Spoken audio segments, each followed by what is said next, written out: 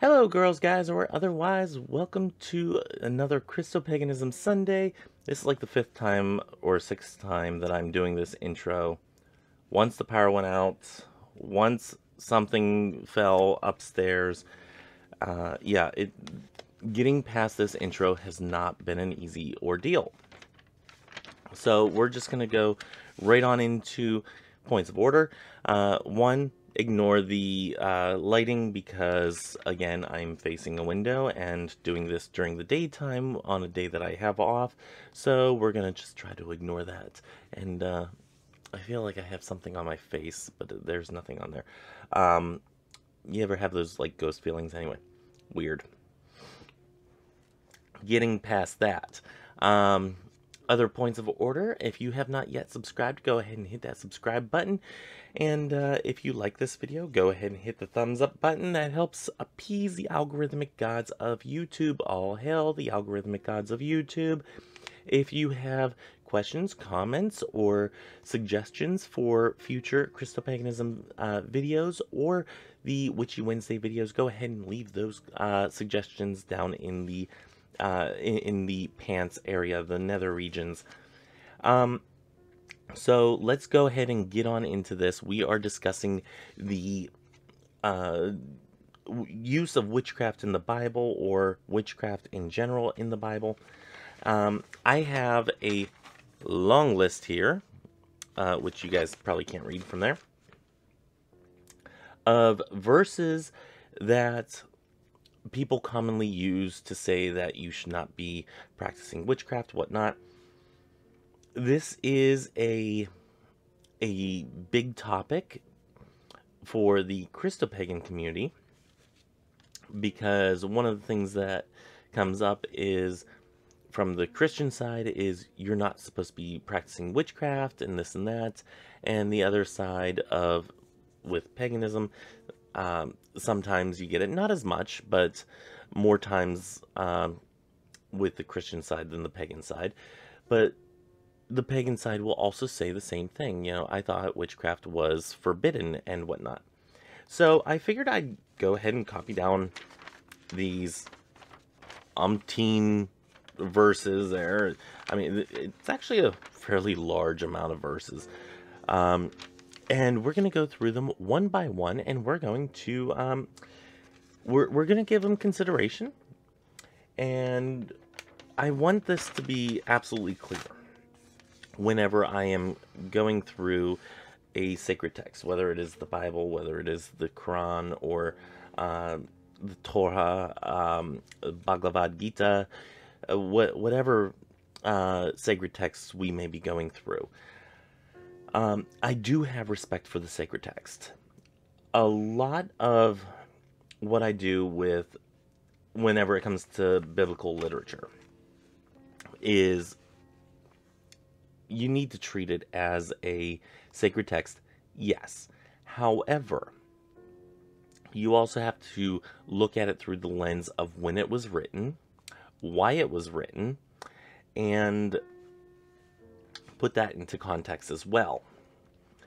So things such as keeping the Sabbath a holy day. Let's take that for instance. You know, we don't really keep the Sabbath day holy anymore.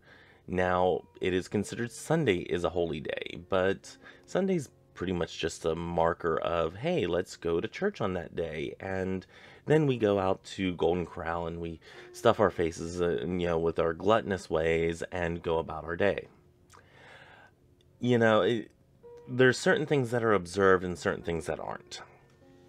And I think that whenever it comes to biblical texts, if you're going to say to people, hey, you have to observe the fact that in, you know, in in Leviticus it says do not practice witchcraft and whatnot, which we're going to be looking at today. You know, if you're going to point out that, you have to go another verse down and see about where it says about tattoos too, and correct yourself. So anyway, we're going to be getting into that stuff, and we also need to first we need to look at it at why it was written. Look at the group of people that it was written for, and see if it holds any water in our society today. It was a different culture, it was a different time, they were looking at different things. So let's go ahead and we're going to turn to Exodus 7, verses 11 through 12. And I'm going to read the verse, and then we're going to go ahead and discuss. But first, let's have a drink. So grab your coffee, grab your tea, grab your beverage, whatever it may be. I am drinking Javalia. Is it mocha latte? I do believe. And with a little bit of sugar, it's just perfect. So yeah, in my Ratatouille mug. Anyway, let's get into this. So, we are in Exodus chapter 11, and just so you guys know, I am using or reading from the New Catholic Answer Bible. It is the New American Bible Revised Edition, so you know what translation I'm going from for this particular lesson. Eventually, I will have to bust out the Orthodox Study Bible, which has more books. So, yay, more things to study. Gotta love it.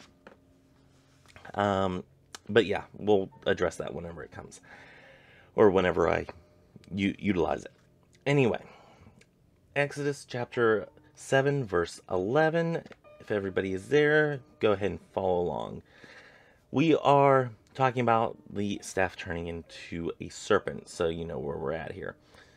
Pharaoh, in turn, summoned the wise men and sorcerers, and they also the magicians of Egypt did the same by their magic arts. Each one threw down his staff, and they turned into serpents, but Aaron's staff swallowed their staffs. Okay. I have things.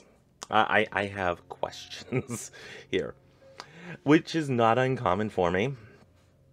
And yeah, excuse the hair. I am going to probably, by the time you see this, already have cut it. So, anyway, reading off my notes here. In this verse, it doesn't appear to be a reason not to practice witchcraft. Rather, it seems like a pissing contest over who can make a rod turn into a serpent, and when it's done, whose serpent is bigger. It's basically a measuring contest to see who is more powerful. For those who take these scriptures as historical, this would be a fantastic event. However, since I have never seen, heard, or know of anyone who has heard of a spell or working that makes a rod turn into a serpent, this is not at all accurate to witchcraft that we know today.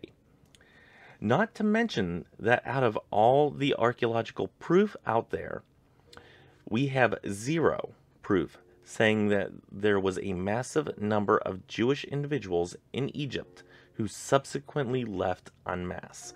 So basically what I'm saying here is there was no exodus from Egypt. We have zero historical archaeological proof of a mass exodus out of Egypt. The Egyptians were meticulous note takers, and there's no evidence to support this this mass exodus, and there is zero evidence of archaeological finds in the desert of this massive number of Hebrews, trekking across the desert for 40 years. They would have had some sort of archaeological evidence left behind. Everybody leaves trash of some sort. Nothing.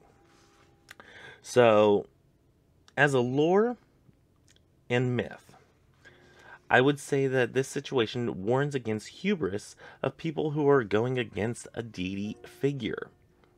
We see this in later verses as well, where this deity, as I'm going to call this this deity figure in the Old Testament, We see, where was I? We will see in later verses as well, where this deity is showing off and keeping the entire land of Egypt from drinking from the river because it's turned into blood. What I want to know is, what did the Jewish community drink during that time? It wasn't only the Egyptians who suffered during this time. So, on this first set of verses, I don't mean to... So in this first set of verses, and I'm not editing that out, I don't care. I don't think it holds any water of a valid argument against witchcraft. It seems as more of an argument against against mortal humans going up against a deity, or rather a deity getting into a pissing contest with humans to try to make them do his will through fear of what this deity could do. I see the same thing in chapter 8 with the flies plague, which I'm going to go here in just a second. It's 8:7 through 18. I don't want to read all of that. Basically, this deity figure is saying, well, they're not listening to me, so I'm going to continue hitting them with things. So anyway, we go on to the flies plague. One verse I saw pointed out was verse 15, so go ahead and turn to 8:15, and it reads as this: "And the magicians said to Pharaoh, 'This is the finger of God.' Yet Pharaoh hardened his heart and would not listen to them, as the Lord had said." Okay. Yeah. The same argument can be said here. As witches, or in general, as magical practitioners, I don't think there is anyone who says they are more powerful than a deity. Don't get me wrong, there are powerful and skilled individuals out there. I don't think anyone is saying that they are more powerful or even as powerful as a god or goddess. This is clearly showing the power of a deity versus that of mere mortals. You know, these verses in Exodus with the plagues and whatnot, they really get me. Because here you have a deity that's willing to put an entire population through utter suffering and hell in order to make his point that I'm stronger than you. Not a point that really needs to be made. If you're a deity figure, okay, good on you. It has nothing to do with whether or not witchcraft is good or bad, or can be used for good or bad. It simply is that human beings, mere mortals, that are practicing witchcraft are not going to be as powerful or more powerful than a deity that is, doing things that deities do. Just not going to be the thing. That's not a thing. So I find these plagues, whenever they're going up against the magicians, the Egyptian magicians, which kind of is a fun little slanted rhyme, the Egyptian magicians. I find this more as a pissing contest than actually proof for or against witchcraft. It's just saying that a deity figure is going to be more powerful than somebody practicing magic. Ta-da! Shit we already knew. So, let's go on to Leviticus 19. Like I said, I have a lot of verses to cover here. And I'm trying to do these as in order as I can. And I may skip one or two, but maybe I'll need to go back and review some of these. But if you have one that I have not called out, I am going from the beginning of biblical literature to the end, as it appears and whatnot, in order. So if I've skipped something along the way and you want to point it out, go ahead and put in the verse in the bottom, saying, hey, check out this verse. What are your thoughts on that one? And yeah, I accept your challenge. Challenge accepted. Yeah, little Barney Stinson there. Okay. So we are in Leviticus 19, verses 26 through 31. Okay. It reads, hold on. Let me just...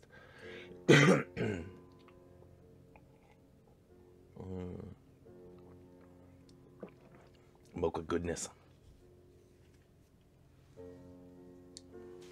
I think that's... you guys probably aren't hearing this, but I think there was something at the door. I think it's little kitty Karen, and I think she wants in. Anyway, let's read. Starting at verse 26. Do not eat anything with the blood still in it. Do not recite charms or practice soothsaying. Do not clip your hair at the temples, nor spoil the edge of your beard.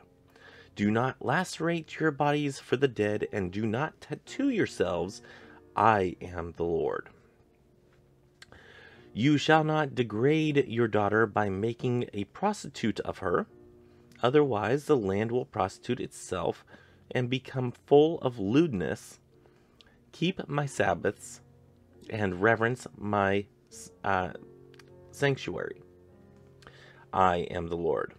Do not turn to ghosts or consult spirits, by which you will be defiled. I, the Lord, am your God. Okay, let's examine. The verses that are usually given are just 26 and 31. I decided to read the in-between because I think they're also pertinent a little bit in this argument that we're having here, this discussion.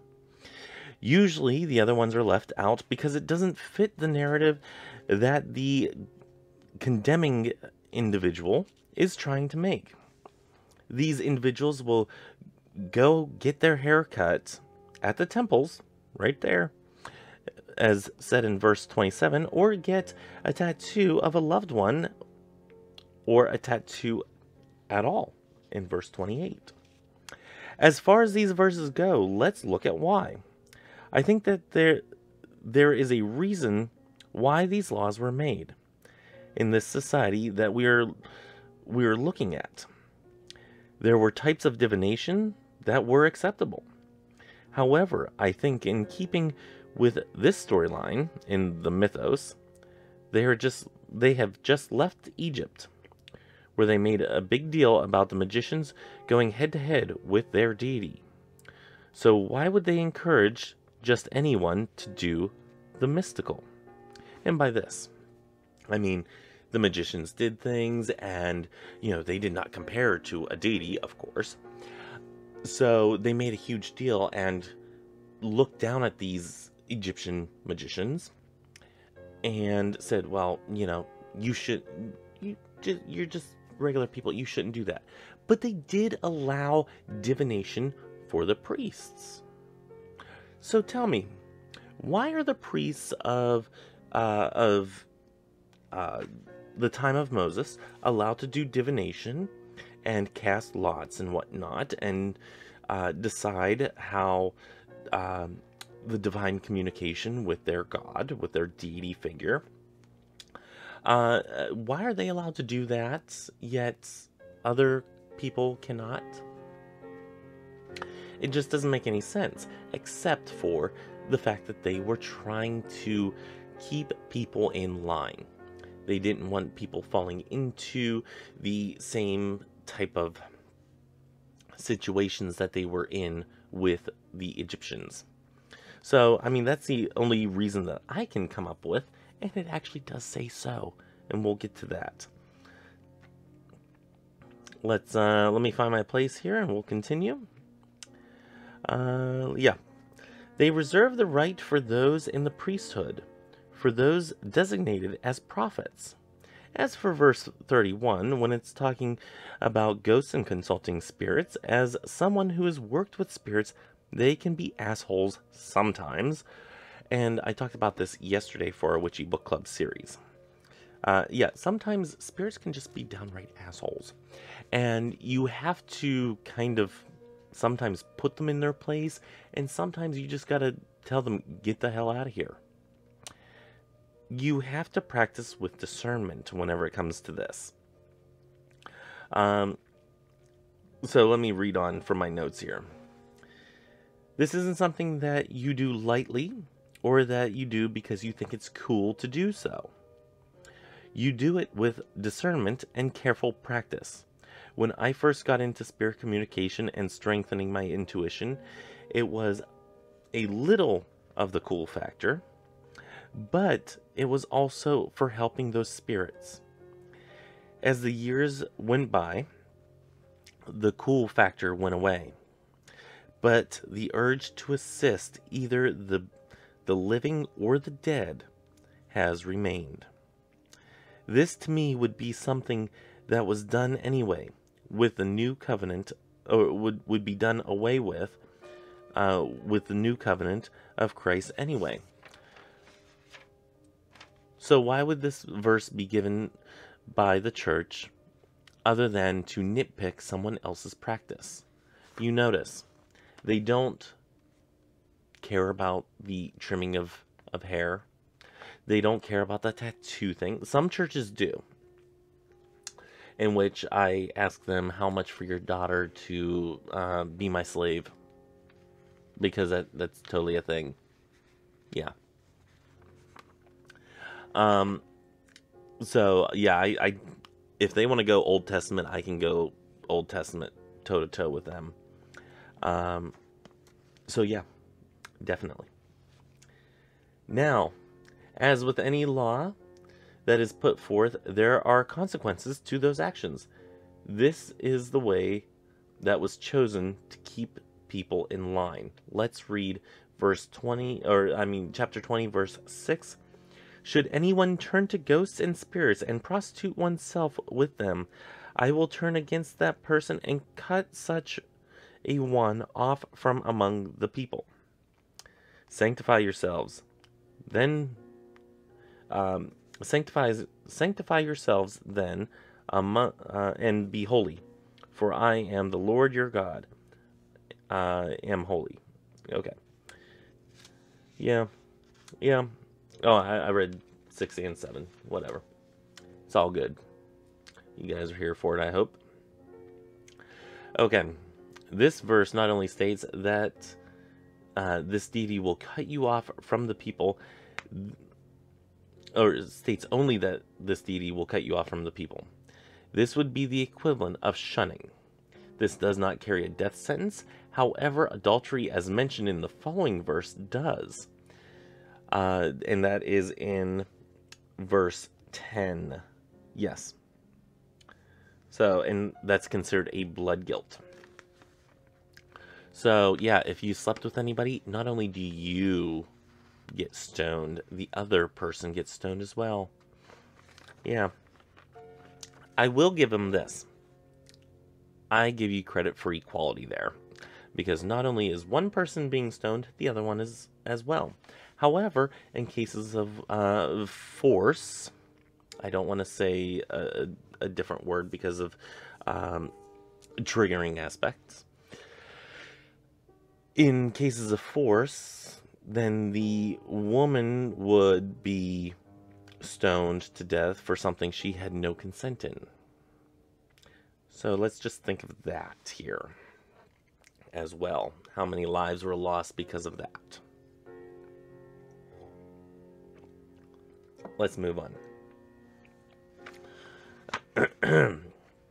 Since the logical approach of the reason for making this law being for and equating the magicians of Egypt being lesser than this deity, they seem to be building mediumship as a straw man that with regards to it being evil.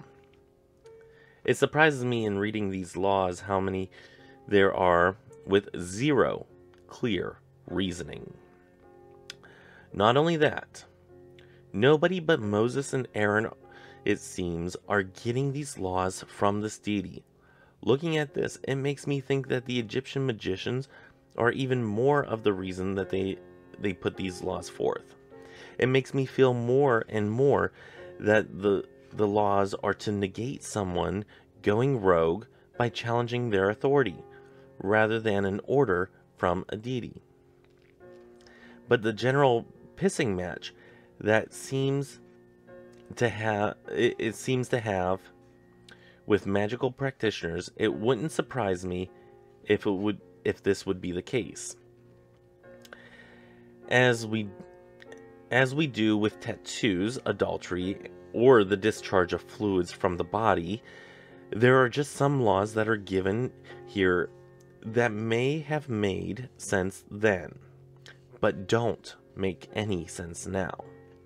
Maybe it was because people paid attention to these practitioners then, and paid more attention to the practitioners then than they did to this deity. Maybe it was the type of information that was given by the dead to the living that the deity didn't want the people to know. So, what information were they getting from the dead? Was it that, hey, this guy, not the greatest guy, run far? We don't know what information they were getting from the dead. And they were kind of cut off at the pass in order to get that information to, from the dead to the people. And if they were able to get that information, we don't have any records of it. So I want to know what the dead were saying to the Hebrews in this group that were practicing divination, or were practicing mediumship. Yeah, kind of want to know. Okay, let's go to 20 verse 27. Now we switch gears. Yeah, okay. Let's read it first. Hold on. Let's start at verse 26. Let me read verse 26 and 27. Let's do that. To me, therefore, you shall be holy, for I, the Lord, am holy, and I have set you apart from other peoples, to be my own. A man or a woman who acts as a medium or clairvoyant shall be put to death. They shall be stoned to death. Their blood guilt is upon them. Okay, so let's break this down. Now we switch gears to what would be a death sentence. And we are talking sorcery. As in Exodus 22:17, it is calling for the death of witches, which I did not cover 22:17, but that's basically what it says. This says mediumships and clairvoyants, which are not spellcasters. They are often lumped together. For clarification, this is in contradiction to the earlier verse in the same chapter. Earlier in this chapter, we were simply shunning for consulting ghosts, which is mediumship. But then later in the same chapter, we are putting them to death. Which is it? There just doesn't seem to be any consistency here. And let's say that these charges don't conflict for a minute, though. And let's go back a few verses, to verses 22 to 24. And I read, Be careful to observe all my statutes and all my decrees. Otherwise, the land where I am bringing you to dwell will vomit you out. Do not conform, therefore, to the customs of the nations, whom I am driving out of your way, because all these things that they have done have filled me with disgust for them. But to you I have said, you shall take possession of their land. I am giving it to you to possess, a land flowing with milk and honey. I, the Lord, am your God, who have set you apart from other peoples. Which one am I reading to? Yeah, okay. Let's, yeah, that's up to verse 24. Okay, so in reading this deity states the reason for keeping these laws. Apparently, Egypt filled this deity with disgust. So any customs that the Egyptians had at the time were banned. Not because the customs were right or wrong, but because the nation didn't bow to this deity. It wasn't even this nation, it wasn't even that this nation didn't bow, it was that only Pharaoh didn't. It doesn't mention anything about the magicians not paying homage or not even wanting to pay homage to this deity in the Old Testament. It is that this deity was slighted by Pharaoh and Pharaoh's hardened heart. So it wasn't even the Egyptians' way that should even be discussed here, or they should say just don't have a pharaoh. It doesn't make any sense to say, hey, all these customs of this nation over here, because I didn't like this one guy from this nation, don't follow any of their customs at all. That's basically what this is saying. So anyway, we move on. I'm nitpicking and I know it, and yes, I meant to. This would be like punishing an entire nation for an oddly orange man's disrespect. These laws sound like nonsense and not at all like they align to the teachings of Christ, who is supposed to be the shining example to live by. So, this is basically where I'm going to leave it. And actually, that went a lot shorter than I thought it was going to. I stuck to my notes a lot of the time, so that's part of it. So basically what I wrote down here was, this is going to be an ongoing series of examining witchcraft in the Bible. So I'm not going to give my official verdict yet in this video. But you probably already know what my verdict's going to be on this. I think that this is an important discussion to have, since we are Christo-Pagans, and we have to answer these questions for not only others, but also for ourselves. So, by that I mean, many of us in our early practice, and I can't tell you how many comments or emails that I've gotten that have stated, hey, how do you reconcile this with the teachings of the Bible and whatnot? And yeah, we're gonna go through this and we're gonna discover this, and we're gonna examine the why behind what we do, which is an important part of my channel and whatnot, is discovering the why behind what we do, knowing why we do certain things. So join me next week for another installment of the Christo-Paganism Sunday. We are going to be going through, let's see, it looks like Deuteronomy, and what's after Deuteronomy that we're going through here? I don't think we have any Joshua ones, do we?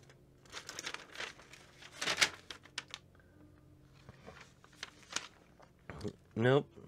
Do we have Judges? I don't think so. Ruth, Samuel. I know we have some 1 Samuel. Yes, we do. Actually, we have a whole chapter in 1 Samuel. Okay. So, yes, join me next week. We're going to hit up Deuteronomy and 1 Samuel. So, that's my list. I'm going to stick that right in there so I can go and do some more studying. Let me know what you think of my verdict on these particular verses, my take. Hot takes.